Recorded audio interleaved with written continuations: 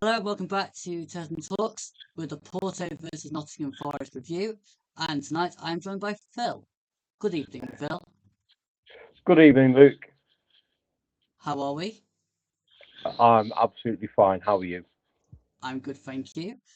So, 1-1. What are your thoughts? I think before the game, I think a lot of Forest fans would have been happy to come back from Porto with a positive result, and I think that gives us a really good opportunity when we play for the second leg at the City Ground. So yeah, really positive, really hard place to go to Porto. They've not lost at home this season, so and that was positive because beforehand I think Porto was expecting, especially when I saw our squad and our lineup, thinking that they could get like a 3-4-0 victory. Let's talk about that lineup. Firstly, how surprised were you as a back three?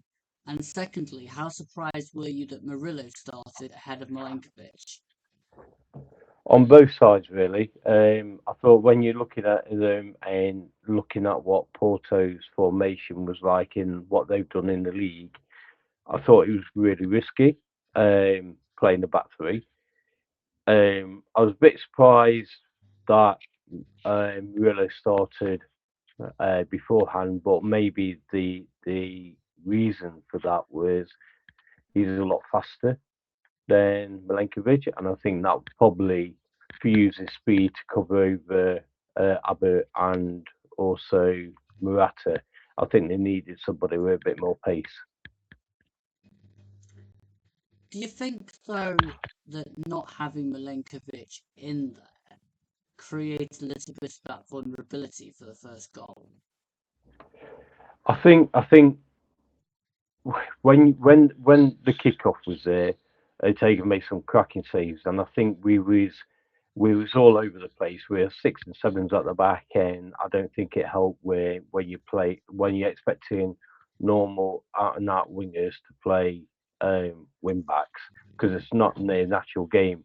And I thought that it was coming. Their goal was coming. Like we was so far under pressure, but it seemed that on a lot of occasions that we were it was one on one. With three defenders, and they had more because our wingers was playing more too high up on the pitch, and I wasn't surprised when they scored their first goal. So, when you've got Abbott, Murillo, and Morato as a back three, are you looking at Murillo to be the more experienced of the three, or do you think it just falls on the players in front to turn to the players wide and go, you need to drop back because you're getting overrun? I think a little bit of both. I think Murillo should be because even though he's still young, he's still established Premier League player. First team player for Nottingham Forest, and I think between them, like with like Yates, uh, Gibbs White, and even to a degree Chris Ward, you can see what was happening, and I think it look we look we look very alienated to playing a back three in that position, and I think it took for them to score a goal for us to realise, thinking, look, if we don't change what we're doing now, and you don't drop back, and you actually drop back into a back five as such, we are gonna we're gonna be out of this competition in the first half, and I think it took the for them to score a goal for us to actually redress ourselves, and then we looked a lot more in control when we went behind. Yeah, absolutely. I think you could see after they scored, there was a lot of instructions going around from players like Yates, Gibbs White, look, they must have been telling the wide players that there's way too much space behind you. You are the players playing in that position. Like, you're not the wide players in a 4-2-3-1. You are the wing backs. You have to come back and help the defence out. I think that's the trouble when you've not got natural backup wing backs there, that you're having to use wing backs in the competition as well, wingers as wing backs in the competition, and they're not used to playing it. I agree, because when if you take on their their goal, what they scored, look how far Dan and Doy was. Like, he was playing more like in waiting for the ball to come to him, to be a winger kind of thing, like position what you would normally be in if you had like a Olena or Williams behind him. And he was sort of like, well, they were both like in no man land, weren't they? And then when he realised, thinking, oh dear, I need to get that, he did try and get back, but he was far too late, with it. And I think sometimes when, as footballers, when you are playing out of position, out of your natural position, it does take a bit of a time to just to get into what you need him to do. And you could see that on that first goal. But like I say, I think as soon as they score, we look a lot more. We look a lot more in control when they actually thought, you know what, we need to. And with it happened quite quickly afterwards. Like, we need to get back and drop back a bit and support the defence, because otherwise, if it weren't for Ortega, we could have been easily. They could have easily scored 3 goals before they actually scored a goal. Yeah, huge credit to Ortega. Um, I want to then fast forward only slightly, because there wasn't much time in between, to Martim Fernandes scoring that own goal. As a player, that must be mortifying. Um, Yeah. as a coach, you're probably tearing your hair out. You've just scored, and then your right back plays the ball backwards towards your keeper. He can't save it because he'll get probably sent off. Hmm. And the end result is that you just concede the goal. I mean, does it not ring alarm bells for managers that want to play this passing round the back, that there are huge vulnerabilities within the way that tactic runs? I totally agree, because normally defenders, they're wanting to be more like a creative, good on the ball midfield players, and they're not. I mean, when you have a look at that own goal, what was it, 40, 45 yard out? And yes, we press. We was behind the ball. We actually did what we needed to do. Yes, it went backwards and we pushed up a little bit, but there wasn't a massive amount of instant pressure on the player to do that. And I think with it, he was thinking, I'll pass it back to the goalkeeper. We're in control of this. We're 1-0 up. We reset ourselves, and we go on and you know get the victory what they expected to get. But it, like with the goalkeeper, Costa, I don't think if he went for that and saved that, I think he would have got sent off. Um, because the only way he was going to stop that going in was be diving for it and saving it, because he was like where he was positioned. I don't even think he even expected to get the ball pass, or he was in that way where a lot of goalkeepers do move on that side. Thought it wouldn't have curved and gone in the goal. It was a very, very strange own goal, and I mean, we've seen another goal, at the City ground. Well, saved kind of thing, where like, um, but I think with it, when that ball went in, I think that it really took the wind out of their sails massively. But one thing I will say is that the fans at the ground for Porto was very supportive, because within what I think it was like 2 minutes that he fouled Dan and Doyd, and he came worse off. and that was the end of his game. So we went in at half time, 1-1, and I think it was apparent from the start of half time that subs were going to be made because Chris Wood wasn't going to make it through a whole 90 minutes, and we had to change at the back. Murillo probably had been scheduled to play 45 anyway, but Milenkovic was needed in the game. Firstly, were you surprised that Chris Wood started instead of starting on the bench? And secondly, were you surprised that Milenkovic did come on? Reference back to Chris Wood, there are a few things where I think, yes, it was a surprise that he was on there, but again, to get 60 minutes or 45 minutes in his legs as in a game was important. I think important for recovery and really important for us for the rest of the games what we've got till the end of the season. So, it was definitely a massive lift to the club and to the players that he was back again. And I think with it, one of the main reasons why I think he started instead of Jesus was, he can hold the ball up.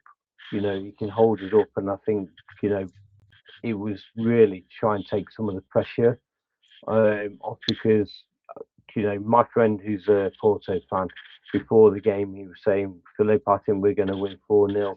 Your side is very your weakened squad, what you brought out, and easy. And I think that's on the Chris Wood side. So it was good to see him on there, but it was also good to get Jesus on there because he's leading goal scorer in the competition.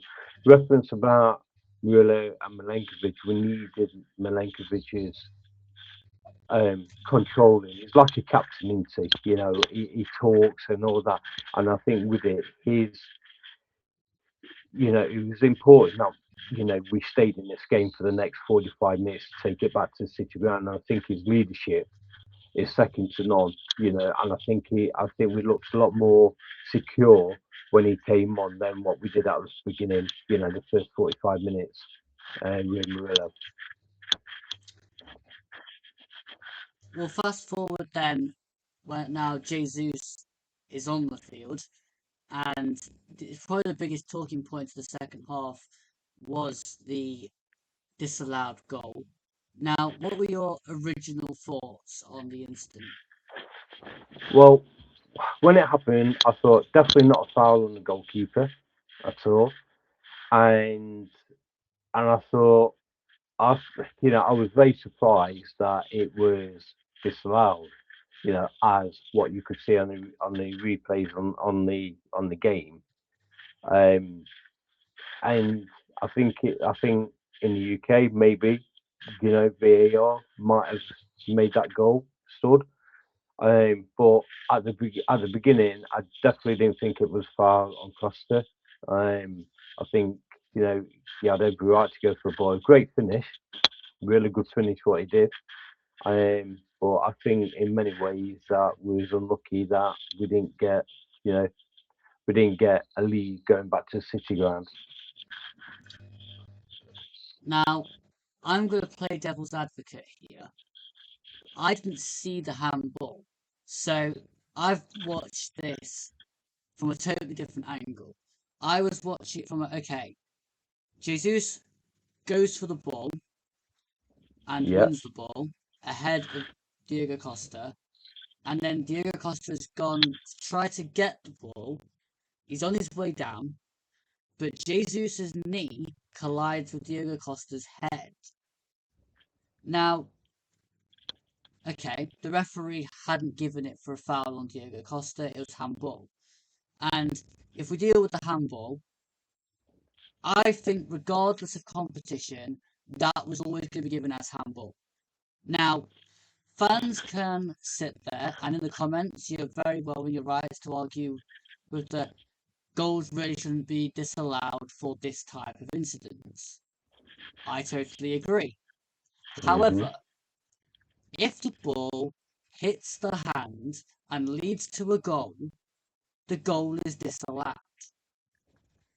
And we have seen incidences where goals have been disallowed because it has accidentally rolled from the arm onto the hand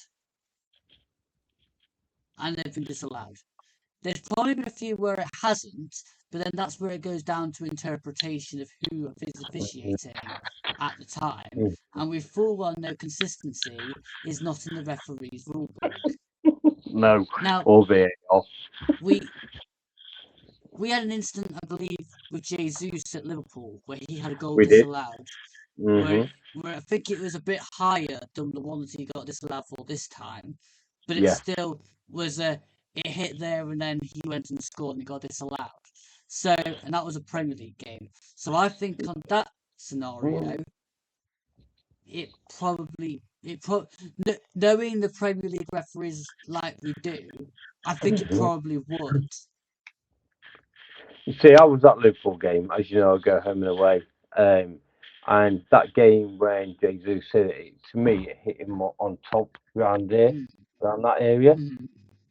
This one, his hand was down, so it was, it's really hard to see if it had, obviously they said that he hit his hand when it was disallowed, but I think his hand was in a natural position as such. So, but it's selective, isn't it? It's really difficult to say. If we're going to use that argument, though, if something up here in the Premier League was disallowed for handball, then something that's actually hit the hand, yeah, got to be obvious. Then surely that's technically going to be ruled out even more because it's hit the hand. Whether you agree with the rule or not is another conversation entirely. Do I want to see goals ruled out for that type of handball? No. But if you're looking at the actual ruling and what's gone before it, it's going to be ruled out for handball. Now, we can have a whole nother video debate on whether we think the handball rule should be existed for X incident, Y incident. Maybe I'll even do that as a video. However, this situation, I think, for the handball, yeah, I can see why it got disallowed. However, let me move on to why I felt that the goal was actually disallowed. Okay. There's a knee into Diogo Costa's head. Now, regardless of whether you think it's soft, whether you think it was deliberate, anything else like that, if a knee goes into the head and a player goes down in anywhere else on the field, the referee stops the game. Because it's why a head do you think injury. he never? Yeah, why do you think that he never did it? Do you think the referee thought that he was trying to buy it? I think he was leaving it to VAR. I think he was going to leave it to VAR to see whether it was a free kick on the goalkeeper if there was a foul in there. Because the game went to VAR and you didn't know whether they were reviewing the initial contact, the contact with the knee, or the handball. When you're watching it on the TV screen. Well, when you have a look on the TV screen, the handball was the last thing ever because everyone thought it would either be foul on the goalkeeper, wasn't it? Yeah. So So for me, if that is anywhere else on the field with any two outfield players, the game stops. The goalkeeper gets assessed to see whether he's got concussion or not, and then it starts with a free kick or a drop ball or whatever the goalkeeper decides he wants to get. The referee wants to give. Sorry. However, do I believe it is a foul on the goalkeeper? No. I think Jesus couldn't get out of the way. It's soft. However, I'm looking at this from if that had happened to Ortega and they went and scored, you'd be screaming, "Why is the game not stopped? There's a knee into the head." So people have got to look at this objectively. If that was one of our players in our box, would you want the game then to stop for a foul? Yeah. I think with it, at the end of the day, it's always hard on that and then decisions. But in a positive that it didn't. Yeah, it would have been nice to come away with a victory, and be the first team, this year to beat them. But at the end of the day, it's one of them that we know from that game that we can score goals at wasn't penalties. Because when we played them at City Ground, we won 2-0 with 2 penalties. So it was good to score a goal from ourselves, not from a penalty spot, as such, in against Porto. Their own goal, is there. But like I say, I mean, it's really, really, if it was the other way round, we would have been probably like, it's handball, foul on goalkeeper, shouldn't be given, because we scored, obviously like most fans, you want it to stick. But the end of the day, I think you're right in one way that if it was a player not in the penalty box, I think he would have blown for that anyway, and got treatment on for the player with head injury. So which is important. It's important protecting the players because of for their play safety. So disappointing, but that's football, isn't it? You can't get every single result.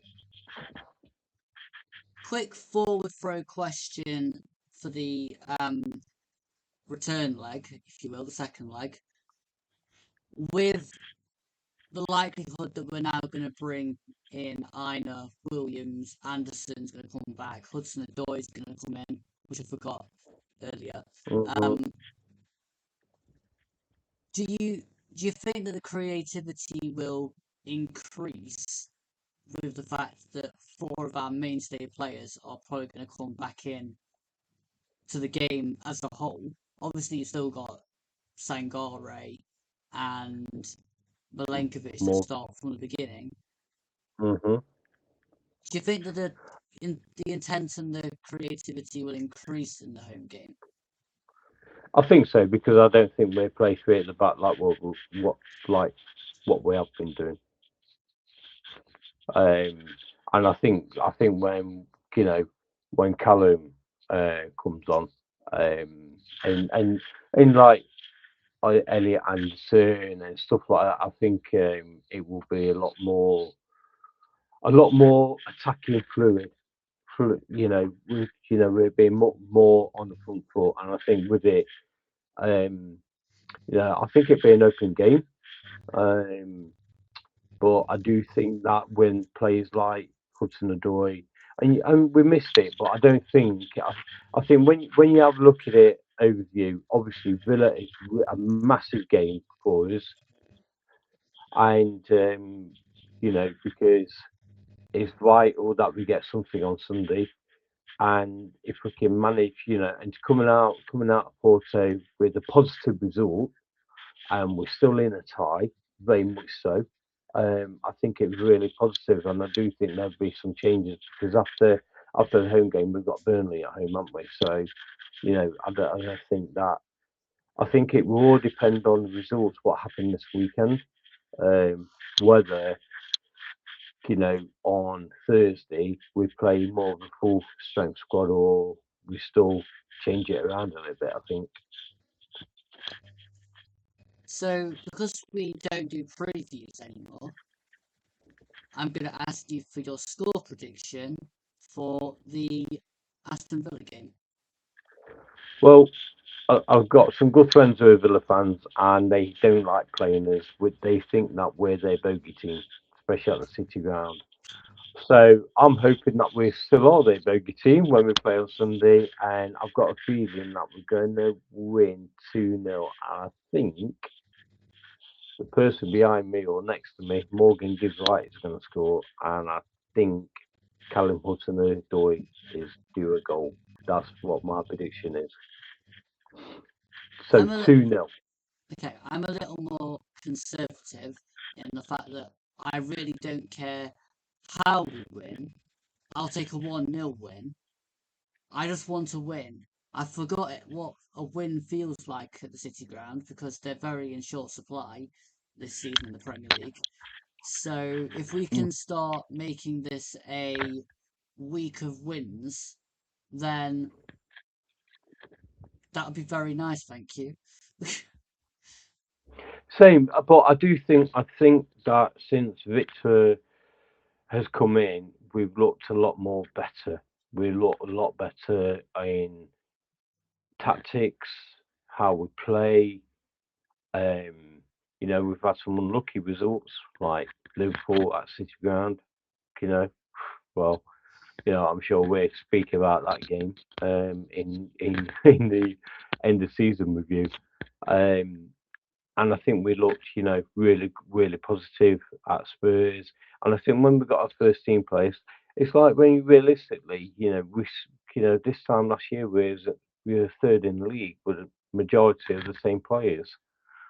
So I think with it's important now that the players, recover from Thursday and make sure that the City Ground is back a fortress again, and we get the 3 points because it's vital that we do get them 3 points. Keep putting pressure on the likes like Leeds, Wolves, West Ham, and Spurs.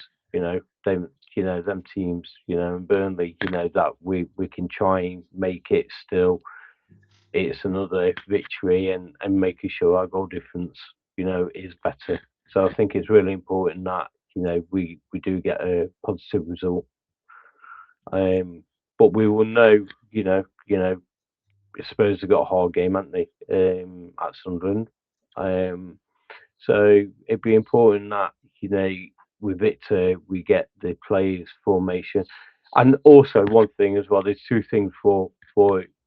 One is I just want my thoughts go out to the police fan who passed away after the game in Porto. An 84-year-old Nottingham Forest fan passed away.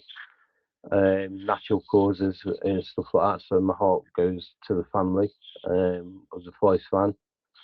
So that's definitely number one. And let's get the City Ground, the atmosphere, and all the fans who will be at the game on Sunday sing your heart out and be the 12th man. Because I think it's really important now that we get behind like we did, like what we have done in many games at the City Ground. But I think we need to do that.